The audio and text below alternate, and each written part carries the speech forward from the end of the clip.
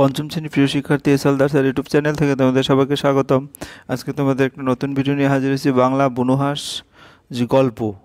Syllabus তোমাদের আগেই স্মরণ করে দিছি, তারপর আবার আমার এই ভিডিওর মাধ্যমে তোমাদের আবার প্রথম ইউনিট টেস্ট 2025-এর সিলেবাস দেখাবো এবং সমস্ত গল্প এবং প্রশ্নের বিশ্লেষণ সহ উত্তর এই ভিডিওর মাধ্যমে পাবে। কাজেই তোমরা যারা এখনও আমার এই চ্যানেলটাকে সাবস্ক্রাইব করো না, তারা এখন এই চ্যানেলটাকে সাবস্ক্রাইব করে বেল আইকনটি প্রেস করে দাও। তো তোমরা দেখতে পাচ্ছ এখানে প্রথম ইউনিট টেস্টের সিলেবাস আছে। সিলেবাস কি? গল্পগুলো, বুনোহাঁস, দারোগাবাবু এবং গল্পগুলো আমার ভিডিও আগেই দিয়েছি। আজকে বুনোহাঁস নিয়ে আলোচনা করব। দারোগাবাবু হাবু এত মুন্ডার কাহিনী, পাখির কাছে ফুলের কাছে, বিমলার অভিমান, ছেলেবেলা। ঠিক আছে। আর ভাষাপাঠ হচ্ছে সন্ধি, শব্দপদ, বিপরীত শব্দ, শব্দার্থ, বাক্য রচনা। এই হচ্ছে তোমাদের টোটাল ইউনিট টেস্টের সিলেবাস। আমরা প্রথমেই দেখি একটা বুনোহাঁস। তোমরা দেখতে পাচ্ছ বুনোহাঁসের একটা ছবি দেখা যাচ্ছে। এটার লেখিকা হচ্ছে লীলা মজুমদার। তাই আমরা একটু গল্পটা দেখি। এখন যদি আকাশের দিকে চেয়ে দেখো, দেখতে পাবে দলে দলে বুনোহাঁস তীরের ফলার আকারে কেবলই উত্তরের দিকে উড়ে চলছে। কেউ এত উঁচুতে উড়ছে যে কোনো শব্দ নেই, যে কারো শুধু ডানার শো শো শোনা যাচ্ছে। আবার কেউ বা বলেছে গাক গাক গাক। ওরা গরম দেশে শীত কাটিয়ে এখন শীতের দেশে আবার নিজেদের দেশে ফিরে যাচ্ছে। ওদের বেশি গরমও সয় না, আবার বেশি শীতও সয় না। কেউ কেউ হিমালয়ের উত্তর দিক থেকে আসে, বরফের পাহাড় পেরিয়ে আসে। অনেকে নাকি ভারতের মাটি পার হয়ে সমুদ্রের উপর দিয়ে উড়ে ছোট ছোট দ্বীপে গিয়ে নামে। সেখানে মানুষের বাস নেই, নিরাপদ। তাদের শীত কাটে পৃথিবীর দক্ষিণের আধখানায়। আমাদের শীতের সময় গরম, আবার আমাদের গরমের সময় শীত। লাদাখের একটি বরফ ঢাকা নির্জন জায়গাতে আমাদের জওয়ানদের একটি ঘাঁটি ছিল। তখন শীতের শুরু। মাথার উপর দিয়ে দলে দলে বুনো হাঁস দক্ষিণ দিকে উড়ে যেত বাড়ির জন্য। ওদের মন কেমন করতো, চিঠিপত্র বিশেষ পৌঁছাতে না, শুধু রেডিওতে যেটুকু খবর পেত। হ্যাঁ, একদিন একটা বুনো হাঁস দল ছেড়ে নিচে নেমে এলো। একটা ঝোপের উপর নেমে থরথর করে কাঁপতে লাগলো। তারপর ওর অবাক হয়ে দেখলো যে আরেকটা বুনো হাঁসও নেমে এসে এটার চারিদিকে উড়ে বেড়াচ্ছে। বরফ পড়তে শুরু করতেই জোয়ানরা গিয়ে আগে হাঁসটার তাঁবুতে নিয়ে এলো। অন্য হাঁসটা প্রথমে তেড়ে এসেছিল, তারপর ওদের সঙ্গে সঙ্গে নিজেই গিয়ে তাঁবুতে ঢুকলো। ভিতরে ছেড়ে দিতেই দেখা গেল প্রথম হাঁসটার জন্য ডানা জখম হয়েছে, তাই বেচারি উঠতে পারছিল না। জওয়ানদের মুরগি রাখার খালি জায়গা ছিল, সেখানে বুনো হাঁসরা রইল। টিনের মাছ, তরকারি, ভুট্টা, ভাত, ফলের কুচি এইসব খেত। ওদের দেখাশোনা করা জওয়ানদের একটু আনন্দেই কাজ হয়ে দাঁড়ালো। পরে হাঁসটা ইচ্ছা করলে উড়ে চলে যেতে পারতো, কিন্তু সঙ্গীকে ছেড়ে গেল না। সারা শীতকাল দুজনে ওখান থেকে গেল। আস্তে আস্তে হাঁসের ডানা সারলো। তখন সে একটু একটু করে উঠতে চেষ্টা করলো। তাঁবুর ছাদ অবধি আবার ধূপ করে পড়ে যেত। এমনি করে সারা শীত দেখতে দেখতে কেটে গেল। নিচের পাহাড়ের বরফ গলতে শুরু করলো। আবার সবুজ ঝোপঝাপ দেখা গেল। ন্যাড়া গাছ, পাতার আর ফুলের কুড়ি ধরলো। তারপর পাখিরা আবার আসতে আরম্ভ করলো। এবার দক্ষিণ থেকে উত্তরের দেশে ফিরে ওরা বাসা বাঁধবে, বাচ্চা তুলবে। এদের হাঁসরা আজকাল তাঁবুর বাইরে চড়তো, আর মাথার উপর দিয়ে হাঁসের দল গেলেই চঞ্চল হয়ে উঠতো। তারপর একদিন জোয়ানরা সকালে কাজ সেরে এসে দেখে হাঁস দুটো উড়ে চলে গেছে। জওয়ানদের বাড়ি ফেরার সময় হয়ে এলো। এই হচ্ছে তোমাদের টোটাল গল্পটা। এখানে 1-2 করে 1 নম্বর, 2 নম্বর, 3 নম্বর, 4 নম্বর, 5 নম্বরে আছে শূন্যস্থান পূরণ, 6 নম্বরে বিশেষ বিশেষণ আলাদা করো, 7, 8, 9, 10, 11, 12, 13, এই 13 নম্বরের প্রশ্ন পর্যন্ত তোমার এখানে আছে। যাই হোক, আমরা প্রথম যে উত্তরটা সেটা দেখি। আকাশের দিকে তাকালে তুমি কি দেখো? আকাশে মেঘ, রোদ্দুর।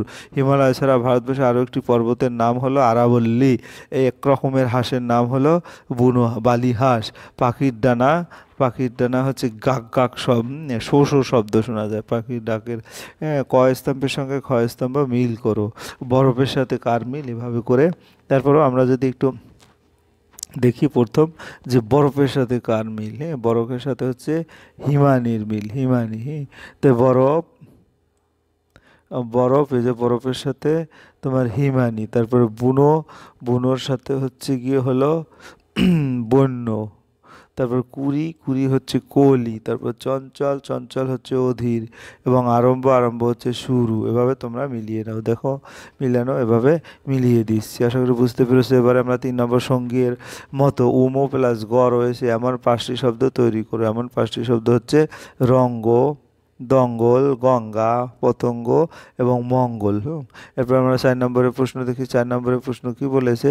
হ্যাঁ, দেশে ফিরে ওরা বাসা বাঁধবে, বাচ্চা তুলবে, বুনো হাঁস দক্ষিণ দিকে উড়ে যেত। এটা 1 নম্বর, মানে এখানে আগে পরের সেন্টেন্সগুলি। 4-এর 4 নম্বর হচ্ছে 1 নম্বর।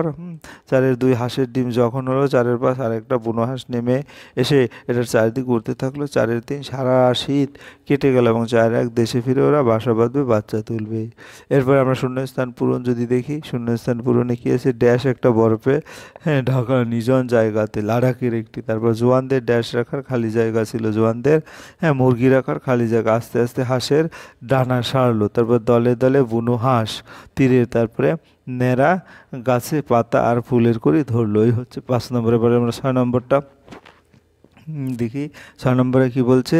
6 নম্বরে শব্দ ঝুড়ি থেকে নিয়ে বিশেষ্যর জায়গায় বিশেষ্য বসাবে এবং বিশেষণের জায়গায় বিশেষণ বসাবে। তাহলে লাদাখ, হ্যাঁ, আমরা যদি একটু দেখি যে লাদাখ আসছে বিশেষ্যতে, শীতকাল আসছে বিশেষ্যতে, হ্যাঁ, তারপরে বরফ আসছে বিশেষ্যতে, তারপরে বরফ আসছে বিশেষ্যতে, তাঁবু আসছে বিশেষ্যতে, আবার সঙ্গী, সঙ্গীও আসছে বিশেষ্যতে। আর বাকিগুলি হচ্ছে বিশেষণ, অর্থাৎ বুনো, জখম, আমরা দেখি বুনো, জখম, গরম, ন্যাড়া, নির্জন, বেচারি, চঞ্চল, এগুলি হচ্ছে বিশেষ্য এবং বিশেষণ। এবার 7 নম্বরের প্রশ্নের উত্তরটা দেখি।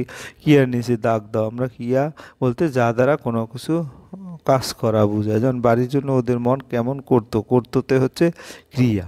তারপরে তোমার পাখিরা আবার আসতে আরম্ভ করলো, আসতে একটা ক্রিয়া এবং আরম্ভ মানে করলো একটা ক্রিয়া। দেশে ফিরে ফিরে একটা ক্রিয়া, বাধ্য একটি ক্রিয়া।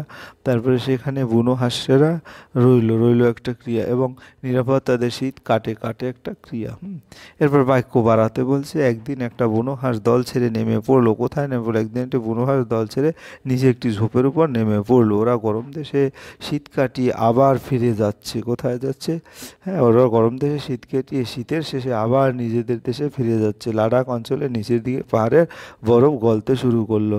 তারপর 8-এর পাশ আবার সবুজ ঝোপঝাপ দেখা গেল গাছে, ন্যাড়া গাছে পাতার আর ফুলের কড়ি ধরলোই হচ্ছে 8 নম্বর। এবার 9 নম্বর বাক্য রচনা করো। রেডিও।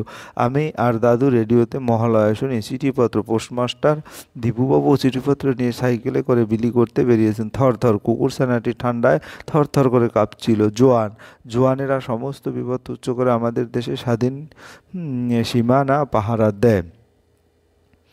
এই হচ্ছে তোমার প্রশ্ন। এরপরে তোমার বইতে যে বুনো হাঁসের ছবি দেওয়া আছে সেটি দেখে আঁকো এবং রং করো। তোমরা এভাবে একে রং করে দিবে, আমি এখানে দেখিয়ে দিলাম। এবারে 11, নিচের প্রশ্নগুলি উত্তর নিজের ভাষায়। জোয়ানদের ঘাঁটি কোথায় ছিল? লাদাখের একটি বরফে ঢাকা নির্জন জায়গাতে জোয়ানদের ঘাঁটি। জোয়ানরা কী কাজ করতো? জোয়ানরা সমস্ত বিপদ তুচ্ছ করে আমাদের দেশে সীমান্ত পাহারা দেয় এবং বাইরের শত্রু আক্রমণের হাত থেকে দেশকে রক্ষার। 2টো বুনো হাঁস দলছুট হয়েছিল কেন? শীতকালে গরম দেশে উড়ে যাওয়ার সময় একটা বুনো হাঁস ডানা জখম হয়ে যাওয়ায় সে নিচে একটি ঝোপের ধারে নেমে পড়েছিল। তখন তার সঙ্গে আরেকটা বুনো হাঁস এবং তার পিছনে পিছনে নেমে পড়ে। এভাবেই 2টো বুনো হাঁস দলছুট হয়ে গেছে। বুনো হাঁসেরা জোয়ানদের তাঁবুতে কী খেতো? বুনো হাঁসেরা জোয়ানদের তাঁবুতে টিনের কৌটার মাছ, তরকারি, ভুট্টা, ভাত, ফলের কুচি এসব খেত। হাঁসেরা আবার কোথায় কখন ফিরে গেল? হাঁসেরা শীতের শেষে আবার নিজেদের দেশে ফিরে গেল। এবার 11-6, এমনি করে সারা রাত দেখতে দেখতে কেটে গেল। কেমন করে সারা রাত? হ্যাঁ, শীত কেটে গেল। এরপর কি ঘটনা ঘটলো? একটি ডানা জখম হওয়ার পর বুনো হাঁস এবং তার সঙ্গীকে জোয়ানরা তাদের তাঁবুতে আশ্রয় দিয়েছিল। তাদের টিনের কৌটার মাছ, তরকারি, ফলের কুচি ইত্যাদি খেতে দিত। মুরগি রাখার খাঁচায় তারা আশ্রয় পেয়েছিল। তাদের দেখভাল করতে করতে জোয়ানদের সারা শীতকাল কেটে গেল। শীত কাটার পর নিচের পাহাড় বরফ গলে গলে বরফ সরে যাওয়া সবুজ ঝোপঝাড় বেরিয়ে পড়লো। ন্যাড়া গাছে আবার পাতা ও ফুলের কুড়ি গজিয়ে উঠলো। আর একদিন জোয়ানরা তাঁবুতে ফিরে দেখলো হাঁস দুটি তাদের দেশের দিকে উড়ে চলে গেছে। এরপর 12 নম্বর, কোনো পশু বা পাখির প্রতি তোমার স্মৃতিতে একটি ছোট্ট ঘটনার কথা উল্লেখ করো। যাই হোক, একদিন দুপুরবেলা হঠাৎ দেখি একটি টুনটুনি পাখি জানালার সামনে বসে আছে। খানিকক্ষণ খেয়াল করে দেখলাম যে সে তার পায়ে আর ডানার চোট পেয়েছে, তাই উঠতে পারছে না। হ্যাঁ, যদিও ওরা অনেক চেষ্টাই করছিল। পাখিটিকে আস্তে করে ধরে নিজের ঘরে নিয়ে এলাম। তারপর জখম হওয়া ডানায় আর পায়ে মলম লাগিয়ে সেই জায়গায় একটা ছোট্ট কাপড় বেঁধে দিলাম। তাকে বিস্কুট গুঁড়ো আর করে খাওয়ালাম, ফলের টুকরোও খাওয়ালাম। কয়েকদিন ধরে নিয়মিত পাখিটার জখম পাওয়া জায়গায় মলম লাগানো হয়। পাখিটা ধীরে ধীরে সুস্থ হয়ে উঠলো। বেশ কিছুদিন পর যখন পাখিটা একদম সুস্থ হয়ে উঠলো, তখন আবার সে তার বাসায় ফিরে গেল। হ্যাঁ, লীলা মজুমদারের জন্ম কোথায়? এবার 13 লীলা মজুমদারের জন্ম কলকাতা শহরে। তার শৈশব কোথায় কেটেছে? তার শৈশব, হ্যাঁ, শিলং পাহাড়ে কেটেছে। ছোটদের জন্য লেখা তার 2টি বইয়ের নাম হচ্ছে গল্প স্বল্প বদ্রীনাথের বড়ি। এই হচ্ছে তোমাদের টোটাল 13টা, অর্থাৎ সমস্ত হাতে কলমে যত প্রশ্ন আছে সমস্ত উত্তর। হ্যাঁ, তোমরা যারা সে পরিশেষে বলবো, আসলে তোমরা যদি আমার চ্যানেলটাকে, হ্যাঁ, সাবস্ক্রাইব করে রাখো, হ্যাঁ, তাহলে তোমরা যেমন সাবস্ক্রাইব করলে আমি উদ্বুদ্ধ হব যাতে পরবর্তীতে আরও সুন্দর ভিডিও করা যায়। এই কারণে, হ্যাঁ, তোমরা বেশি বেশি করে সাবস্ক্রাইব করলে আমিও উৎসাহ পাবো বেশি। যাও, ভিডিওটি দেখার জন্য অসংখ্য ধন্যবাদ। ভিডিওটি ভালো লাগলে লাইক কমেন্ট শেয়ার করতে ভুলো না। আজ এই পর্যন্ত, ধন্যবাদ সবাইকে।